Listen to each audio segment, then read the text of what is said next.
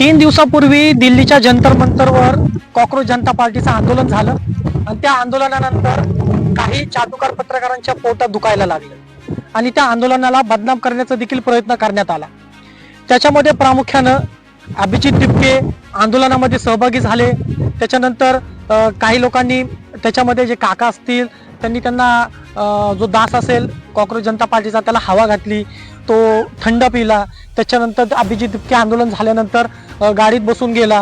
हे सगळं एका रिपोर्टरने, म्हणजे पहिला रिपोर्टर होता तो एका चॅनलला काम करत होता, त्याच्यानंतर ही रिपोर्टिंग त्यांनी सोडून दिली, स्वतःचा यूट्यूब चॅनल चालू केला, तो म्हणजे शुभांकर मिश्रा।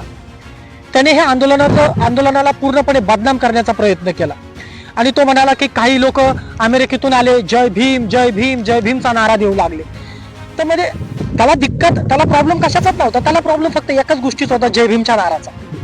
आंदोलन सांगितलं विद्यार्थ्यांसाठी, पण हे आंदोलन केलं वेगळ्या पद्धतीनं, हे देखील बदनाम करण्याचा प्रयत्न केला त्याने।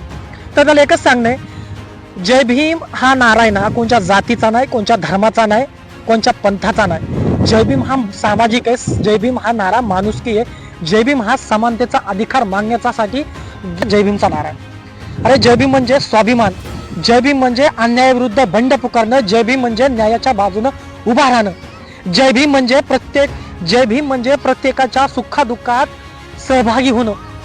तुमच्यासारख्या चाटुकारिता करणाऱ्या पत्रकारांना ह्या गोष्टी समजणार नाही, कारण जेव्हा जेव्हा जय भीमचा नारा पुढे आला ना तेव्हा तेव्हा तू बदनाम करण्याचं काम केलेलं आहे हे सर्वांना माहिती आहे।